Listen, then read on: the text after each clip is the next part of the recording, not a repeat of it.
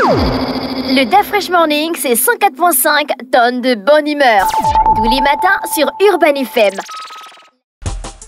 Sur les 104.5 Urban FM, la station Urban avec Mosley. Rebonjour Mosley. Rebonjour tout le monde. Bonjour René Ruth Fallon. Oh. Comment tu vas ce matin? Ça va très bien, ça va très bien. Comment s'annonce le week-end? Le week-end, je crois qu'il s'annonce bien. Aujourd'hui, c'est l'anniversaire d'un grand philosophe africain. Oui. Ngbangondo. Oui. Voilà, Ngbangondo. A.K.A. le grand G. A.K.A. Jordan. Celui qui dit que la vie, c'est pas... A.K.A. Voilà. L'enfumage. C'est lui A.K.A. tout ça. Voilà. C'est lui l'enfumeur en chef. On parle de quoi ce matin? Alors ce matin, on a un invité, mais Simamba. on va quand même faire un petit détour vers le ministère de l'Intérieur qui a fait une conférence, un point de presse hier pour annoncer le lancement de la mise en œuvre ou bien le début de la production des nouvelles cartes d'identité nationale, des CNI. Vous savez que c'est un sujet important dans la mesure où on est dans une situation où beaucoup de Gabonais à ce jour n'arrivent pas à voir ce document. D'abord, tous les Gabonais ont des difficultés pour avoir la carte d'identité. Donc, il y a eu une réflexion ces derniers temps pour pouvoir trouver le moyen de produire cette carte dans la mesure où les gens ne comprenaient pas comment on arrivait à produire le passeport aussi facilement, plus rapidement et que la carte d'identité et bien organisée. Et avec une structure suffisamment bien organisée. À un moment, la réflexion avait été de pouvoir délocaliser sa production des sites des commissariats pour celui de la DGDI. Et je crois que c'est ce qui a été fait parce que je crois qu'il y a un bâtiment dédié qui a été conçu au sein de la DGDI. Et le ministre de l'Intérieur a fait une conférence de presse hier pour pouvoir annoncer donc le démarrage de la mise en place de cette carte d'identité qui aura la particularité d'être une carte numérique. Numérique parce qu'elle sera désormais un peu dans l'esprit de nos cartes bancaires. Tu sais que la carte bancaire, il y a ton nom, et en plus de l'identité, la photo qu'on aura sur la carte d'identité, on aura donc le nom, on aura toutes les informations administratives et, dont nous avons souvent besoin et légales. Donc ensuite, il y aura une puce. Donc, elle répondra à des spécificités biométriques. Biométriques, exactement. Et un numéro d'identification personnelle. Ce qu'ils ont appelé le NIP. Et c'est moi, j'ai envie de croire que c'est une révolution. Si vous voulez dire. Ouais. J'ai écouté quand René Ruth en a parlé le matin, j'ai dit que voilà une révolution. Voilà. C'est une révolution parce que pour notre pays, si on peut arriver à sécuriser un document administratif de telle manière et qu'on soit de nature à pouvoir garantir réellement sa sécurité, eh ben, je crois qu'on aura moins de difficultés à pouvoir nous faire établir par exemple le passeport parce que nous serons déjà enregistrés et surtout qu'aujourd'hui on donne un identifiant numérique donc statistique à chaque Gabonais qui ira solliciter cette carte-là. Il sera plus facile aujourd'hui de pouvoir se faire établir le passeport. Peut-être qu'on n'aura même plus besoin d'aller... C'est facile de se faire identifier ou d'identifier un individu. Oui, mais également et surtout parce que j'imagine qu'avec l'introduction de la puce, les policiers ou encore les gendarmes auront désormais la possibilité de vérifier en temps réel l'identité d'une personne par des moyens électroniques et qui va s'accompagner on va dire, une fluidité dans la capacité à pouvoir déterminer qui vous êtes, peut-être remonter à votre casier judiciaire, votre sécurité sociale, ainsi de suite, parce que c'est un tout, c'est une chaîne. Donc, si j'oublie ma carte d'identité et j'ai mon numéro d'identification, par exemple, en tête, j'ai la possibilité de donner ça à l'agent qui vérifie. Exactement, c'est possible. C'est possible parce qu'il peut arriver que vous sortiez de chez vous en urgence ou que vous ayez une course à faire rapidement ou en bas de chez vous et que l'agent de police vienne à vous contrôler. Si vous ne l'avez pas, vous pouvez lui donner votre numéro d'identifiant personnel et il va chercher dans la base de données qui sera nécessairement à leur disposition. Mais donc ça va s'accompagner de toute une logistique. C'est toute une logistique qui devrait être mise en place pour permettre à ce que les policiers et les gendarmes qui sont les premiers concernés par ces questions d'identification puissent avoir la possibilité de savoir qui vous êtes le plus rapidement possible. D'accord. Donc c'était un point important à souligner, oui, parce que très souvent important. lorsqu'on on parle de ces questions-là, on a souvent eu à dire que l'État ne cherche pas à s'arrimer à l'évolution. Là, nous avons la preuve qu'il y a un besoin aujourd'hui. Il faut, hein. On va dans les pays des autres où les gens savent combien de fois tu es rentré ici, où tu as habité la dernière fois que tu étais venu, qui t'a fréquenté et tout ça. Exactement. Donc, c'est ce que je voulais partager comme information aussi ce matin. Mais entre-temps, pour aujourd'hui, on avait prévu un invité. Monsieur Simamba, Francis Edgar. Exactement. Qui est consultant et analyste politique, qui est avec nous ce matin. Monsieur Simamba, bonjour. Bonjour. Merci d'avoir accepté notre invitation. C'est toujours un plaisir de vous recevoir. Le plaisir est partagé. Nous allons parler de la marche vers le dialogue inclusif. Et ce matin, coup de théâtre. Dans l'actualité, René Ruth, sur un site internet d'actualité, disait que Maïla et certains hommes de l'opposition sont allés porter recours À la Cour constitutionnelle. pour ne pas avoir été choisis pour participer au dialogue. C'est logique, ça? Ils se fondent sur quel argument juridique pour mener un tel recours? Bon, mais je vais directement... Bon, je sais que vous n'êtes pas dans le parti politique de Maïla. Mais non, pas du tout. Ben, encore que j'essaie de tout faire pour être le plus neutre possible, tout en étant objectif dans mes analyses, mais tout en gardant aussi la tête froide. Moi, je pense que, vous savez, les hommes politiques ont souvent un grand défaut, c'est celui de toujours croire que sans eux, c'est le chaos, d'accord? Or, la société elle-même nous enseigne à travers les différentes évolutions du monde qu'à un moment donné de la vie, il faut savoir passer la main, d'accord? Pour celui que vous venez de citer, vous n'êtes pas le citer à mon tour, je pense quand même qu'il aurait dû faire preuve de beaucoup d'humilité et de recul, d'accord?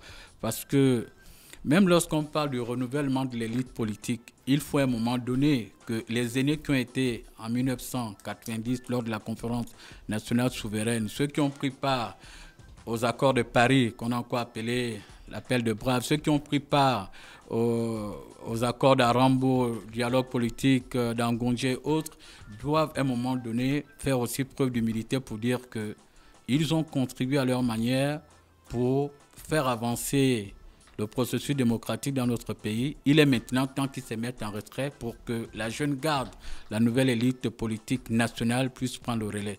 Donc je pense qu'il y a plusieurs voies de recours. Pourquoi maintenant faire un recours? Ceux qui ont été choisis, ce sont les Gabonais, d'accord? Parce qu'il faut toujours s'inscrire dans l'esprit du discours des membres du CTRI. Aujourd'hui, il n'y a ni opposition ni majorité, ce sont les Gabonais. Et nous ne partons pas là dans une compétition politique. Ceux qui vont prendre part ou qui ont le privilège de prendre part à ces assises doivent se mettre à l'esprit que le principal gagnant de ce dialogue national inclusif, c'est le Gabon. Il faut qu'au sortir de cette période transitoire, nous puissions poser les fondations du nouveau Gabon. Alors, il se trouve quand même, parce que d'après, je peux bien le souligner, et pour la bonne compréhension des auditeurs, il faut savoir que Med Maïla est président d'un regroupement de partis politiques qui s'appelle PG 41, et ce sont eux qui sont allés rencontrer la Cour constitutionnelle dans l'optique peut-être d'essayer de voir s'il y a des possibilités pour la Cour constitutionnelle de jouer les entremetteurs, si je peux dire ça comme ça, et convaincre le CTRI de pouvoir leur ouvrir aussi la porte du dialogue. Mais il en empêche, est-ce qu'aujourd'hui, lorsqu'on regarde un tout petit peu, parce que Maïla n'est pas le seul, il y a un grand nombre d'acteurs politiques qui ont estimé que le fait que le CTRI se soit choisi lui-même de désigner les participants, ça n'allait pas, du moins ça mettait à mal le caractère inclusif qu'on voudrait donner à ces dialogues. Qu'est-ce que vous en pensez? Mais ils ont quand même, je suis quand même un peu surpris de leur posture contradictoire. Depuis la conférence nationale souveraine de 1990, c'est toujours l'État, d'accord? C'est l'exécutif qui choisit les participants. Lors des accords de Paris, que lui-même il a participé, qu'il avait choisi, c'était l'exécutif. Les accords d'Arambo, le dialogue politique d'Angondje, c'est toujours l'exécutif qui choisit les participants. Moi, je pense que ce qui doit certainement les gêner, il ne faut pas avoir peur de le dire, c'est que, contrairement aux précédentes assises de ce genre, on ressent quand même ce caractère inclusif parce que les politiques ne vont plus se retrouver seuls, comme cela a toujours été le cas pour question de partage de gâteaux.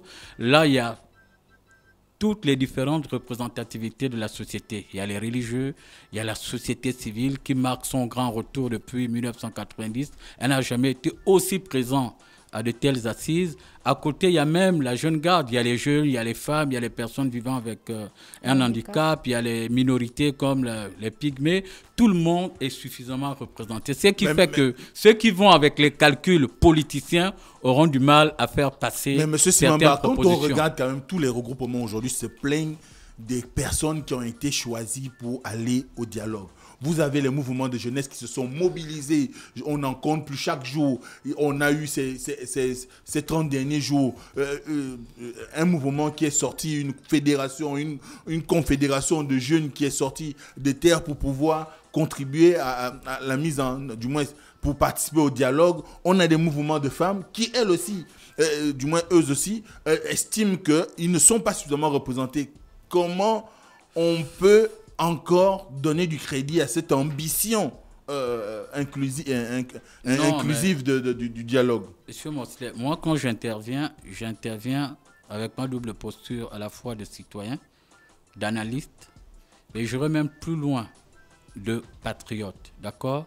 Nous devons aller au-delà des simples perceptions et même de l'imaginaire collectif des Gabonais.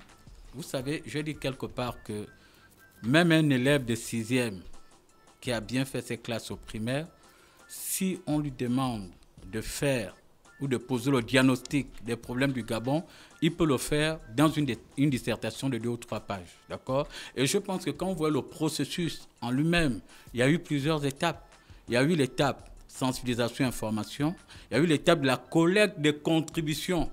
D'accord? Moi qui vous parle, je contribué. Ce n'est pas parce que je n'ai pas été sélectionné pour participer au dialogue que je veux monter au créneau pour dire pourquoi on ne m'a pas sélectionné. Nous devons intégrer dans notre esprit que si c'est Mosley qu'on a choisi, vous représentez un échantillon.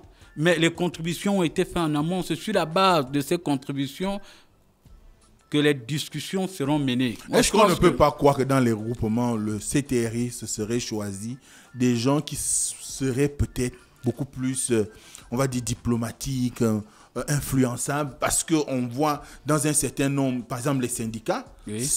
Certains syndicats, ce ne sont pas les leaders qui ont été pris, ce sont des noms en plus. Mais est-ce qu'il faut forcément que c'est le leader qui soit pris? Oui, monsieur Simon, vous savez, je veux dire, pour répondre à votre question. Et Dafresh a indirectement répondu à votre question. Vous savez, ce qui gêne certains leaders politiques ou certains leaders associatifs, c'est le fait que, voici comment le formant. On demandait à chaque parti politique, sur les 104, d'accord, de pouvoir faire des 4 propositions de noms. Mais souvent, qu'est-ce qui se passe? Vous devez savoir que certains regroupements politiques, ce sont des partis, ce sont des entreprises familiales. Lorsque on demande à un leader de donner 4 noms, des cadres de son parti politique ou de sa formation politique, les 3 premiers noms, souvent il aligne les membres de sa famille. Parfois, le dernier nom, il met plus ou moins un cadre où il s'est dit, bon, lorsqu'on va quand même regarder les 3 premiers noms, il serait difficile de regarder le 4e. Mais malheureusement, souvent, je pense, sans être dans le secret de Dieu, ce qui a dû peut-être les choquer ou qui les vexe, c'est le fait qu'eux-mêmes, les leaders, ils n'ont pas été appelés à prendre part à ces assises. Mais moi, de mon point de vue, et c'est ce qu'il faut dire aux Gabonais qui nous suivent, qui nous écoutent, le plus important pour nous, ce n'est pas qui participe, c'est les résolutions qui sortiront de ce dialogue national inclusif. D'accord? Nous devons aller au-delà de nos particularismes locaux. Nous devons aller au-delà de nos particularismes. Non, c'est tel qu'on a pris, c'est pas tel qu'on a pris. Tout ça, ce sont des débats stériles. Pour moi, nous pourrions juger de la pertinence de ce dialogue national inclusif au lendemain du 30 avril 2024. Est-ce qu'aujourd'hui, il y a une observation que vous pouvez faire sur la forte dose de religieux au niveau du bureau du dialogue? Bon, déjà, c'est pour, de mon point de vue, du point de vue politico-stratégique, c'est déjà pour, dans un souci de maintenir les équilibres, d'accord? Parce que le passé est là pour nous enseigner et les faits sont têtus. Il n'y a qu'à voir le dialogue ou la concertation politique qui est organisée en 2023 ou le dialogue politique d'Angondji. Il y avait une forte dose, une forte présence des hommes politiques. Et tout le monde sait les résolutions qui ont été prises, parfois qui n'a pas trouvé l'assentiment de tout le peuple. Et les religieux, ils sont quand même équilibristes, d'accord ? Tout en ayant l'assurance qu'ils seront véritablement animés de l'Esprit de Dieu et qu'il saura à certains moments à la fois détendre l'atmosphère, mais respecter les équilibres. Donc vous pensez que leur présence est là pour faire en quelque sorte un contrepoids aux politiques? Bon, contrepoids, oui, mais toujours trouver les points d'accord pour souvent jouer les médiateurs. Et que dire des personnes ressources qui ont été aussi nommées? Mais les personnes ressources, ils ont été nommés chacun à son niveau en fonction de son expertise. C'est-à-dire chacun d'entre eux a une expertise ou une compétence précise, pointue, dans un domaine de compétences bien spécifique. On a besoin de toutes ces compétences-là pour donner de la qualité au débat tout au long des assises du dialogue national inclusif. Mais les hommes de Dieu, effectivement, ils ont une double mission. Déjà en tant qu'observateurs avertis, parce que ce sont des maîtres de conscience, mais également en tant qu'observateurs de la vie, parce que chaque fois, eux également, ils sont au quotidien avec les populations. Donc, ils pourront s'appuyer sur cette posture d'observateur, de moralisateur, pour mieux diriger les débats et dépassionner également les débats. Parce que si vous mettez dans une salle où il n'y a que les politiques, à la limite, il faut prendre toutes les dispositions pour éviter qu'ils ne passent au point. Alors, vous avez fait de temps en temps, vous avez cité les différentes étapes que notre pays a connues en termes de dialogue, du moins de rencontres ou de messes importantes au sommet de la vie de notre pays. On a la conférence nationale, le dialogue, les accords de Paris, Angondji et j'en passe. Quelle pourrait être l'originalité du dialogue national inclusif de cette année? Bon, déjà la première originalité, d'accord, je l'ai dit fort à propos dans mon introduction, c'est le caractère inclusif. D'accord, lorsque vous regardez de la composition du bureau du dialogue et même des quotas qui ont été exigés, 104 partis politiques, 20 associations de jeunes, déjà sur ce critère-là, de mon point de vue, ils ont quand même respecté la notion de représentativité de toutes les couches sociales. Mais je veux aller un peu plus loin.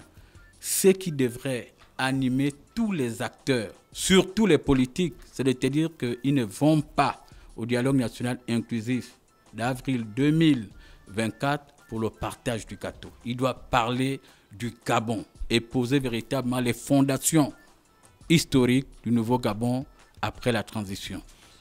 Pour d'aucuns, quand on regarde un peu les acteurs aujourd'hui de la scène politique nationale et même sur le plan de l'engagement au niveau de la société civile, on a comme une redondance, ce sont les mêmes noms, les mêmes personnes.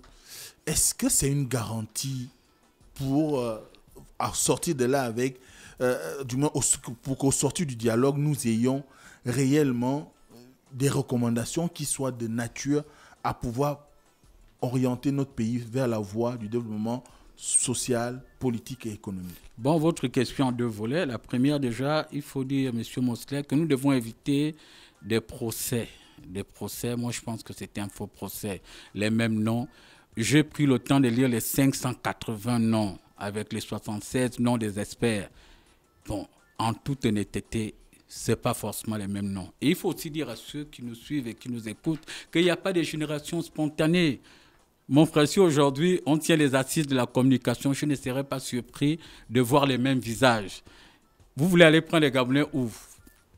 À la planète Mars? C'est les mêmes Gabonais. Le plus important, et je l'aurais dit ici, ce n'est pas qu'on ait appelé X ou Y. Il faut par contre insister sur la sincérité des cœurs et sur l'humilité d'esprit pour faire avancer les travaux, de telle sorte qu'au sortir de ces assises, il pose véritablement les fondations des 50-100 prochaines années. Il ne faut pas qu'à la suite de ce dialogue, on se retrouve encore 10 ans plus tard et à organiser un autre. Parce que ce qui s'est passé en 90, c'est quoi? Ça a suscité, pour ceux qui étaient là, ça a suscité beaucoup d'espoir. C'est vrai que, objectivement, lorsqu'on parle de démocratie en Afrique, il faut plutôt parler de processus de démocratisation. Chaque dialogue a quand même apporté un plus. En 90, on peut y dire, mais la conférence nationale souveraine a quand même permis l'ouverture politique, l'ouverture démocratique avec l'organisation de la première élection post-conférence nationale de 1993. C'est vrai qu'on aurait aimé que cette conférence contribue à redistribuer les cartes et à maintenir les équilibres politiques, mais surtout à apaiser les tensions sociales, ce qui n'a pas toujours été le cas. Et on s'est finalement rendu compte aussi, quand on s'inspire de cette conférence-là, que les partis politiques, que ce soit de l'opposition, n'ont pas eu la possibilité de mieux se structurer. Il y a plutôt eu des hommes forts au détriment des partis forts. Pour cette conférence-là, nous devons nous dire que ce n'est pas une compétition qui opposera un camp contre un autre, mais c'est une concertation qui mettra dans une même salle, dans les mêmes conditions, les Gabonais venant de tous les horizons, mais qui doit parler Gabon d'abord, M. Mosley. Alors, et finalement, quand on regarde aussi la mise en œuvre de cette démarche allant vers le dialogue, il ressort une idée, c'est celle de est-ce que le choix du CTRI d'avoir la même mise sur la structure, les participants, n'est pas aussi une façon pour ce regroupement de forces de défense et de sécurité de pouvoir se garantir une issue qui lui soit favorable afin que peut-être il s'éternise au pouvoir. Mais vous savez que la particularité de ce dialogue, d'accord, il est organisé sous le label du Comité pour la transition et la restauration des institutions. Vous voulez que c'est vous qui dirigez la transition, vous allez désigner au pif comme ça les individus pour choisir les participants au dialogue. Il y a eu des critères certainement objectifs qui ont été mis sur la table. Sur cette base-là, ils ont choisi. Moi, je peux vous dire que quand je regarde au niveau des organisations jeunesse, mais en toute objectivité, à la fois, il y a des nouveaux acteurs que j'ai eu à découvrir, pas très médiatisés, mais qui travaillent dans l'ombre. C'est un peu le cas dans les autres regroupements. Ce qui gêne, Mosley, n'ayons pas peur de le dire, les Gabonais nous écoutent, c'est que certaines personnes étaient loin d'imaginer ce scénario. Pour certains caciques, pour certains barons, pour certains poids lourds, entre guillemets, de la politique, ils se disaient que, comme ça a été le cas en 1990, en 2007, en 2019 et en 2023, ils ne peuvent pas organiser ce dialogue sans nous appeler. C'est ce qui gêne et c'est certainement qui les frustre.